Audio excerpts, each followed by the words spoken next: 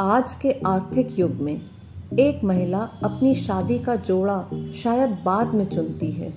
पहले वो यह देखती है कि जिस शहर, राज्य या देश में उसका विवाह हो रहा है, वहाँ उसकी काबिलियत के अनुसार जॉब, स्टार्टअप या बिजनेस का क्या स्कोप है। तो चलिए आज मिलते हैं नागपुर, महाराष्ट्र में पली बड़ी मयूरी से, जो शादी उपरांत रांची आईं। उन्हीं से जानते हैं कि नए राज्य, शहर और नए वैवाहिक जीवन की चुनौतियों को दूर कर कैसे उन्होंने एक फार्मेसी कॉलेज खोला।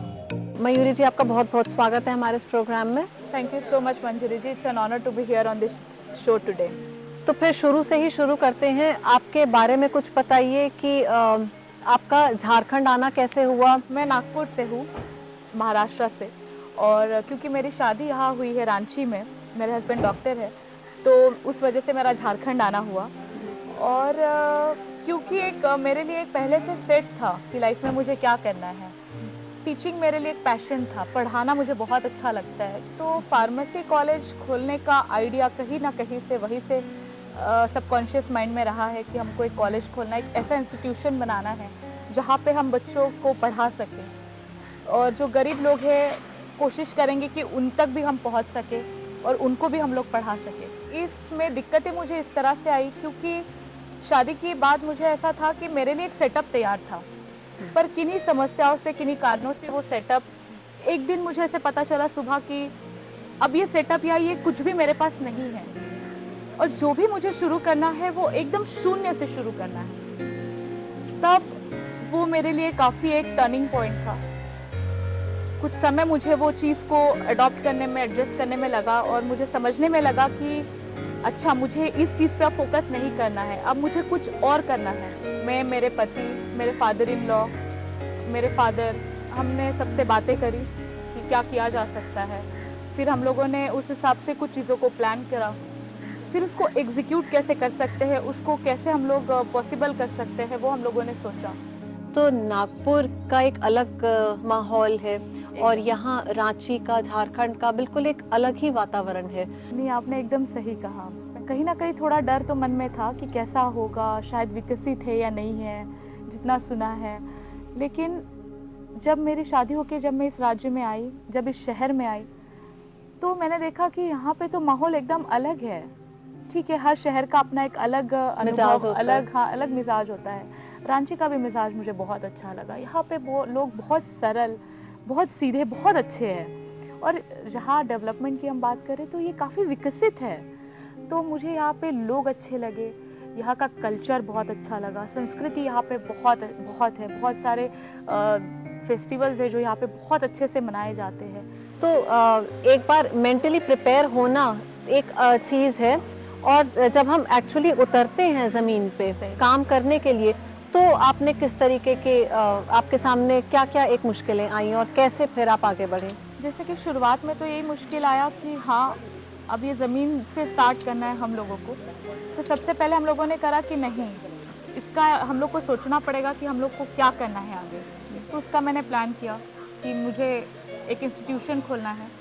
उस इंस्टीट्यूशन को खोलने के लिए मुझे आज कंस्ट्रक्शन भी करना पड़ा, कंस्ट्रक्शन करवाना भी पड़ा, कि मतलब मैंने तो जेसीबी भी चलाया उस कंस्ट्रक्शन के लिए।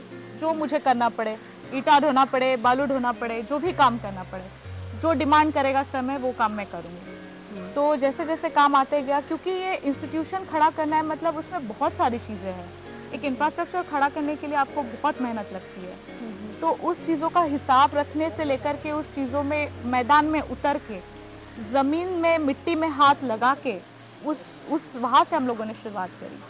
फिर धीरे धीरे हमने इस इंस्टीट्यूशन को बनाना शुरू किया, और बहुत सी बारी ऐसा होता था कि मन नहीं करता था, ऐसा लगता था नहीं, ये बाकी चीज़ें जो है, बाहरी दुनिया काफ़ी अट्रैक्ट कर रही है, सोशल लाइफ है, बहुत सारी चीज़ें कि लग रहा है नहीं, अभी ये कर लेना चाहिए, इस एज में इवेंट्स अटेंड कर लेना चाहिए या कुछ कर लेना चाहिए।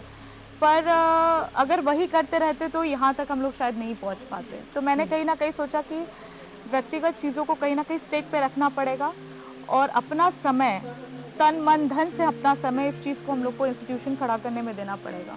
तो जब हमने इस काम को शुरू करा है, तो कैसे हम इस चीज़ को समझे कि अब आगे इसको रन कैसे करना है।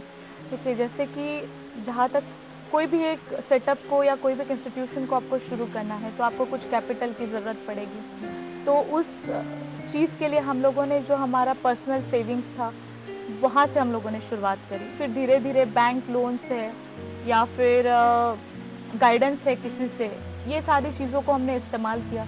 तो इसमें काफ़ी रिस्क भी इन्वॉल्व होता है, कभी ये नहीं लगा कि कोई जॉब ही कर लेते हैं? बहुत सही कहा मंजरी जी। इसमें एक और एस्पेक्ट ऐसा है, क्योंकि आप ऐसा कुछ सेटअप करना चाहते हैं, आप कुछ नया इंस्टीट्यूशन खोलना चाहते हैं, तब आपको ना बहुत एक्सप्लेन करना होता है कि आप कर क्या रहे हैं। समाज आपसे पूछता है, तब आप उनको ये नहीं बता सकते कि मैं कंस्ट्रक्शन करवा रही हूँ या मैं ईटा बालू का हिसाब रख रही हूँ। वो तो एक्सपेक्ट करे कि आप कोई एक पोजीशन बताए जहाँ पे, या बड़ी सी कंपनी हो जहाँ पे आप काम कर रहे हो। आइडेंटिटी क्राइसिस करके एक चीज़ होती है जहाँ पे आप अपने आप को खो देते हैं। ठीक है, आप नहीं बता पा रहे कि आप कर क्या रहे, तो फिर आगे वाले आपको उतना वो नहीं देंगे, तवज्जो नहीं देंगे आपके बात को, कहेंगे अच्छा मतलब आप कुछ नहीं कर रही है।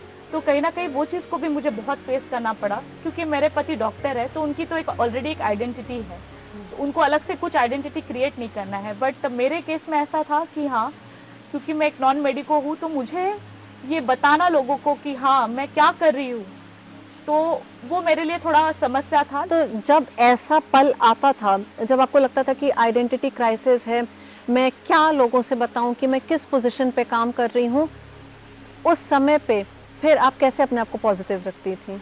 एक दो बार मुझे अपने आप पर भी बहुत डाउट हुआ, लेकिन फिर मैंने सोचा कि नहीं। एक बार मैं नितिन गडकरी जी के यहाँ थी, किसी फंक्शन में गई थी, तो मैंने उनको बोलते हुए सुना कि नौकरी मांगने वाला मत बनो, बनना है तो नौकरी देने वाला बनो। तो वो बात भी मुझे काफ़ी इन्फ्लुएंस कर गई कहीं ना कहीं।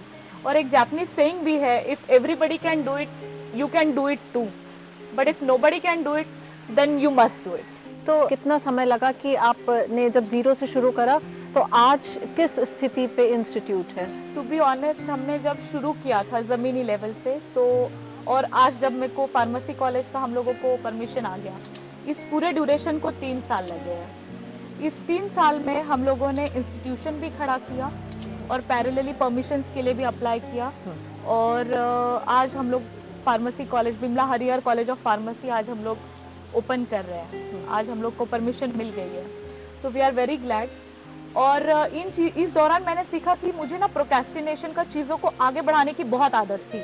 मतलब ये काम आज नहीं हो जाएगा, कल हो जाएगा, कल नहीं करते बाद में कर लेते हैं। तो इस दौरान जो है मैंने ये सीखा कि नहीं, समय पे काम करना, डिसिप्लिन से काम करना बहुत ज़रूरी है। तो आपके हस्बैंड का इस पूरे आपकी जर्नी में क्या एक रोल रहा है?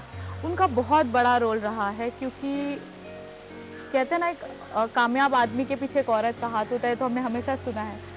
तो मेरे पीछे मेरे हस्बैंड का, मेरे फादर का, मेरे फादर इन लॉ का, मेरे भाई का ये बहुत सपोर्ट रहा है। तो जो पति पत्नी का एक रिश्ता है, कुछ तरीके के हमको समझौते भी करने पड़ते हैं यदि हम एक ही सेक्टर में काम कर रहे हैं। तो आप दोनों ने अपने इस रिश्ते को कैसे एक बना करके रखा है कि आर्ग्यूमेंट्स या डिस्कशंस थोड़े आप लोग दूर रख सकें, मैनेज कर सकें उसको? शुरुआत में तो ऐसा नहीं होता था। शुरुआत में तो बहुत सारी चीज़ें हम लोग, क्योंकि खुद ही समझ रहे थे, खुद ही सीख रहे थे, खुद ही समझ पा रहे थे, तो हम लोगों के बीच में थोड़ा आर्ग्यूमेंट्स होता था, थोड़े क्लैशेस होते थे। फिर हम लोगों ने सोचा नहीं, आइडियाज़ तो हम लोग शेयर कर ही रहे हैं, सब चीज़ हम लोग शेयर कर ही रहे हैं, तो हम लोग क्यों ना इसको साथ में इस एनर्जी को यूज़ करें। तो फिर धीरे धीरे आर्ग्यूमेंट्स का कोई अब मतलब जगह ही नहीं बचा। जिंदगी में जब हम कुछ करने का सोचते हैं तो कई बार खुद पे ही डाउट होगा, कई बार खुद पे ही संशय होगा, पर उस संशय में से भी हमको अपने आप ही बाहर आना पड़ेगा। अगर आपको हमारा आज का ये शो अच्छा लगा हो तो इसको लाइक, शेयर और सब्सक्राइब ज़रूर कीजिए।